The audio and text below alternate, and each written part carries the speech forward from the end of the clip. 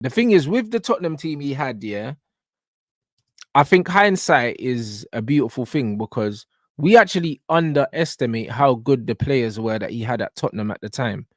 The reason why we Mm. underestimated it is because a lot of these guys were relatively unknown to us, if that makes Yep. sense. Do you know what I'm saying? So when we look at, like, obviously the two Belgium centre backs in Alderweireld and Vertonghen, obviously we came to realize that Toby Alderweireld was one of the best centre backs in the league after he'd already been at Tottenham. Do you know what I'm saying? And Part of me thinks it's a little bit of both because Poch's tactics also worked back in that era. And I think now he tries to do the same things that he did in 2016. It's just people have figured him out very easily. No, you're 100% right, bro. And that's why people need to look at certain situations and look at the chances that's being created, who's creating the chances, and so on and so forth before you think that one player is going to fix everything. That's the problem with football fans. A lot of the time, yeah, it's always, just one player fixes this. It's never been that. And this is why, even with United, I remember when we had Ollie was saying, I just want a number 9 that will break their nose to score a goal. It's like, bro, the lack of a number 9 has never been an issue at Manchester United. The issue is that we've never had a style of play. We've never created high quality chances consistently enough to then say the missing piece is a number 9. If you're someone like Pep Guardiola, he can say, cool, we create so many chances per game. The only thing missing is an Erling Haaland. Cool. Because they're ticking all the other boxes. Do you understand what I'm saying? Yep. Like when you're not creating the chances, when you don't have these creators, when you're not doing every other thing, you can't turn around and just say, one player changes this. And this is the problem with football fans. They always think that one player is going to solve a problem, bro. Like, just like I said, yeah, when Ronaldo left, people were like, but he scored 17 goals. We need to replace his goals. No, we don't, bruv. The team replaces the goals. In football, people always find the goals from somewhere. It doesn't matter who scores the goals. It's like Tottenham and Kane. Contrary to the belief from everyone else, you replace the goals throughout the team. There's no such thing as, if I bring in 240 goal a season players, we're going to get an extra 80 goals. That doesn't happen. That's never happened in the history of football. It's never happened. Someone ends up being prioritized. You prioritize trying to feed the ball into somebody else. Yep. And then when that guy goes, you try and formulate chances throughout the team. That's why Man City managed to win, I think, 2 league titles without a number 9. They didn't need one. They just needed to keep formulating chances and they'll keep getting goals. That's it. Because it's the system. The system gets the best out of the players. Tottenham lost a whole Harry Kane last summer, and they haven't made a single complaint about losing him this season. Do you know how insane that would have been to say a year ago? These guys are going to lose Harry Kane and they'll be fine. If anything, they'll play better football than they did the season they had him in. You would have been called an idiot for saying that a year ago. But hey, you see what happens? You're bringing a good coach. Villa were in relegation conversations before Emery joined. It's crazy. Now they're sitting comfy in the top 5 with what, 3-4 new additions and a new manager. Top 4? Are they in the top 4? I think they're in the top 4. They might still be top 4. Like, I don't look at the table. I think they are still. I think they're top 4, bro. You know what I'm saying? Yeah, they are. They're still 4th. But they're 5 points clear of Tottenham. It's bullshit, bro. Like, honestly, when you understand, the complexity and also the simplicity of football, you start to analyze things a different way. And that's why I think that there's definitely an issue with Pochettino's coaching styles compared to the players he's got. He doesn't seem, like a micromanager per se, innit? The thing is, with the Tottenham team he had, I think hindsight is a beautiful thing because we actually underestimate how good the players were that he had at Tottenham at the time. The reason why we underestimated it is because a lot of these guys were relatively unknown to us, if that makes sense. Do you know what I'm saying? So when we look at, like, obviously the two Belgium centre backs in Alderweireld and Vertonghen, obviously we came to realize that Toby Alderweireld was one of the best centre backs in the league after he'd already been at Tottenham. Do you know what I'm saying? And then you look at Kieran Trippier, he only started to really get credit for being a half decent fullback later on down the line. Then when you look at the likes of the Ericssons, the Alis, the Dembeles, the Kanes, and all these players, yeah, like they were all good players. They were all good players, but they didn't get the credit at the time for how good they were. So now it's making me think back to, yo, the football that Spurs were playing at the time, how much of it was down to him structurally setting them up a certain way, and how much of it was down to the fact that he just had players that we didn't realize how good they were, if that makes sense. Part of me thinks it's a little bit of both, because Poch's tactics also worked back in that era. And I think now he tries to do the same things that he did in 2016. It's just people have figured him out very easily. Very easy to figure out. No, because so we I have think to think that's about why that. everyone talks about him. They're like, "Oh, this guy made Tottenham relevant and everything. He's the guy that brought Tottenham into the big dance and into UCL and everything like that." I get that. If you asked me in 2016 if I want Pochettino, I'd bring him. I'm not in 2016 no more. I'm in 2024. I want him as far away from my football club as possible. It could be a similar thing to the Jose Mourinho thing, where maybe his style of coaching is less conducive to the way that football's developed. There's also that, and this is why I'm trying to break things down in the most analytical way and work out, cool, where's the disconnect with Pochettino? Do you understand what I'm saying? Because those players were actually really good. At the time, we didn't realize how good those players were because there were so many good players around. But now, when you look at these players that he had, if they're playing in the Premier League right now, they're some of the best players in the league. Factually. Yep. Do you know what I'm saying? So he had a good team. And obviously, he got a lot of credit because a lot of these players were unknown. He got a lot of credit for what he done with that team, even though he didn't win anything.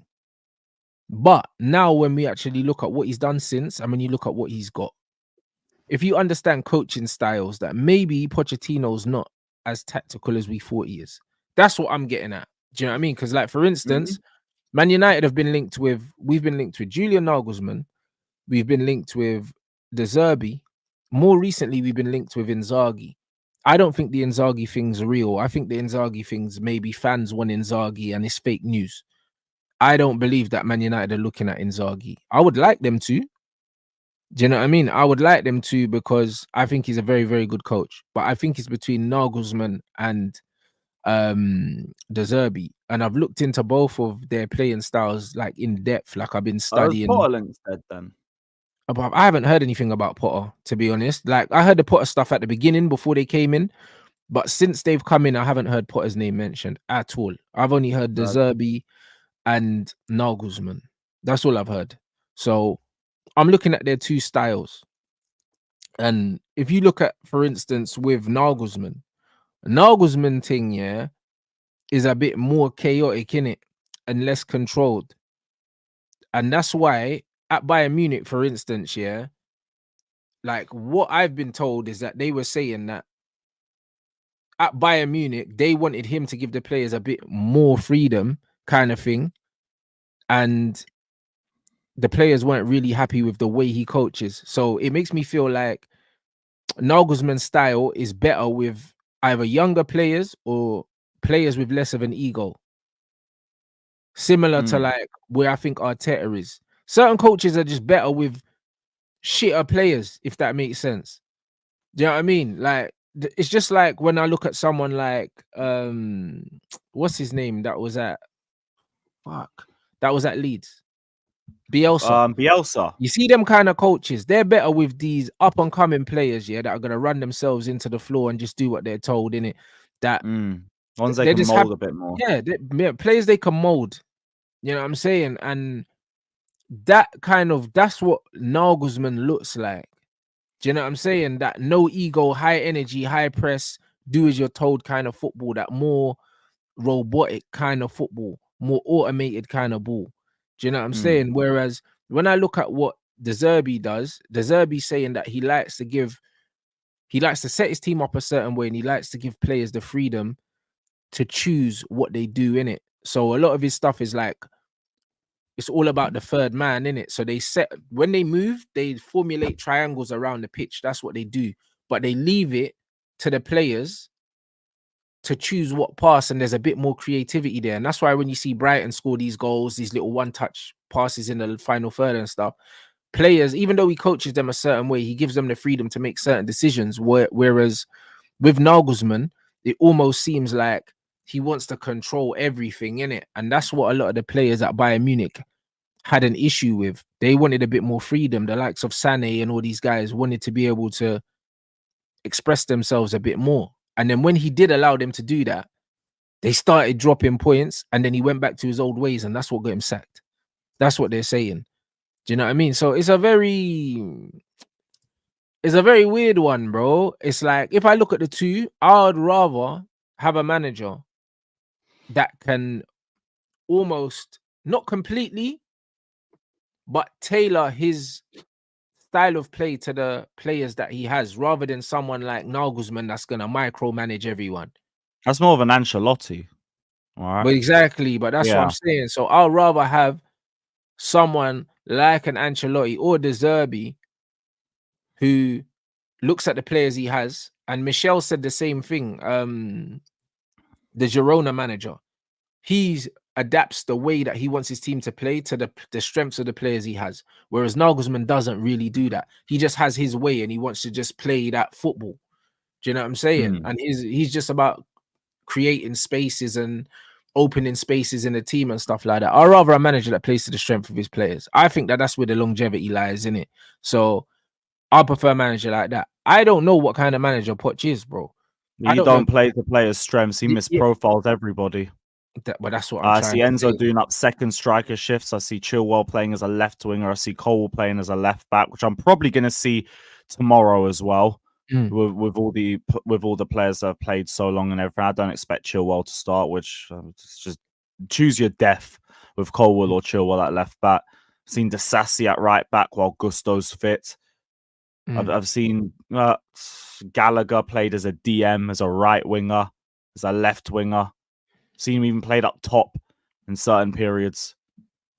So he just tries to figure things out as they go along and just hope something sticks. Even dropping Thiago Silva wasn't really a stroke of genius from Pochettino. It's only because the missus was talking too much. She was like, nah, you got a pat in your girl. Sorry, you're on the bench. No, 100%. And now, like, oh, wow, we figured out our defense is a bit better without Thiago Silva. Okay, cool. We could have told you that months ago. True stories. Big up everyone in the chat. Man said, Rants, do you think this type of manager is no longer a thing? Even the Zerbi requires specific profiles, no matter what. You know what it is, yeah? There can be specific profiles, but for instance, if I know that you've got a specific skill set, I can turn you into that player, or I can coach you. Like, I've seen videos especially of the Zerbi when they're younger, like a the Zerbi is on the coaching. He's on the coaching pitch in his boots, saying, "Yo, this is the body shape I want you to have. This is where the ball needs to go," and he drills them into knowing where you need to move. If the ball's here and you've got a player here, then if you're here, this is the move you need to make. Do you know what I mean? So he coaches them into knowing where the starting position is, what kind of space they need to be, what kind of body shape, what kind of angle. So because he's coaching them in that way, if I already know that, for instance, Christian Eriksen has the technical capabilities to receive the ball and play the ball under pressure and all of these other things, I can coach him to play that role. Whereas if a player doesn't have the technical ability, I can't coach them. Because he's an actual coach, I think it's less important for you to be a specific profile, because he can mold you. And that was a similar thing to even Van Gaal when he was at Man United. He said to like Wilfred Zaha, I'm playing a 3-5-2. So either you need to be comfortable playing as a wing back, or you need to play as one of the front two. Those are the only two positions. With Moses. That's it. These are the only two positions you can play in the team. So I'm not saying you can't play for me, but I'm saying you need to adapt the way you see yourself in this team. So I believe that the Zerbi can do that with the players that Man United have, and also the players that Man United are going to bring in. So I think we're going to be seeing more technical players, but maybe more fluid players, in terms of he's going to be buying multifunctional players, which is what Pep does anyway. when you go through the Man City team, you look at Phil Foden, multiple positions he can play. Bernardo, multiple positions. Like Grealish can play in the middle and out wide. Like he's used Alvarez in the 10. He can play up front. He could use him out wide if he wants. Like it's not really now players that are specialists anymore. I think the game's just going away from specialists in general. So it's just this is what you it's all about roles now and how you fit in a certain system. This is it, man. So I think that I would be, from what I've been researching about the Zerbi, and his third man running is very similar to Postecoglou's as well, but Postecoglou's football is more vertical, isn't it? So I'm liking what I'm seeing in terms of the football that he plays. So if we get him, I believe with better players, he would absolutely smoke it, bruv. He would smoke it. I'm not gonna lie. Definitely. Like for what he showed at Brighton, he leveled them up from what they were under Graham Potter. Like he's one of those managers who I'd say to a point deserves a step up, but like you can't say it's going to outright succeed. Obviously, it's all speculative, but there's no reason to think he can't. Yeah. Like I know Brighton's not been great this season, but they have actually lost key players. They've lost loads. McAllister, they've lost Caicedo, they've lost Colwill. I was going to say Sanchez, he was third choice goalkeeper. I think they lost somebody else. I can't remember for the life of me. But if you lose that level of key players, Trossard to Arsenal. That's it. That was it. Yeah. So losing 4 players like that, even if you do bring in younger players that could eventually get to that level too, they're not going to be there immediately. So like, of course, it's going to take a hit on Brighton. That don't mean De Zerbi's a crap manager. Everyone's saying, "Oh, De Zerbi, I'm seeing you now. You can't keep clean sheets." Just lost one of their best centre backs, and they lost probably one of the best midfielders they've ever had in Caicedo.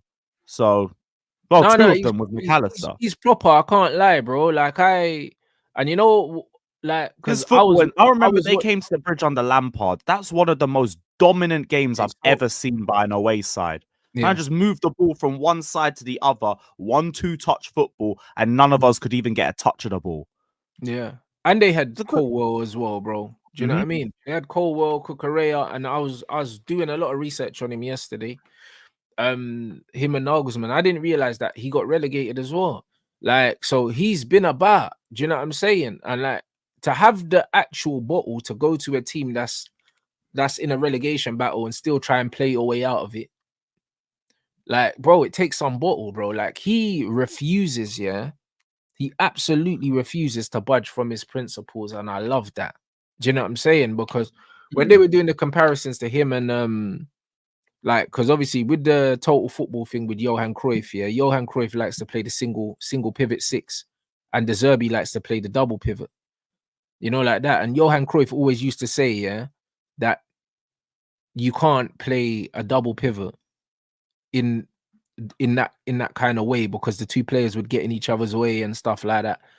And it's pretty interesting to see the way he likes to use the two pivots, and the way, even if he plays like a split striker system and he plays 2 up front, the way the strikers drop deep because he's trying to leave space in behind, bro. So everything he does is calculated, bro, from the positions that these lot make. Because when you've got the 2 and then the 2 strikers drop, then you make a box. You almost make a box in midfield, and there's no strikers there. But then naturally, what will happen if the 2 strikers drop up? Then naturally, the other team centre backs push up, and then you can hit them in behind. So it's like he always wants, he's always kind of trying to get the other team to come towards them so he can get in behind, bro. Like it's crazy when you actually look, at what he does. It's mad, bro. It's literally like, it's like we're just gonna hold on to the ball. If you don't come out, you're gonna come out eventually. And when you do, we get in behind. And that's why when people are saying that Rashford can't play in the De Zerbi system, I completely disagree, bro. Like he would be dangerous in that system, bro. Do you know what I mean? For the simple fact that he's got the pace to get in behind. And this is what it is. And the other players will be able to formulate the space for him. And that's how he succeeded under Ten Hag. So one thing I noticed with all of his goals last season, it was just get him into space, let him be isolated with the goalkeeper, and he's probably banging it into the back of the net every time. And then when he gets confident, the accuracy is going to get higher and higher. Yeah.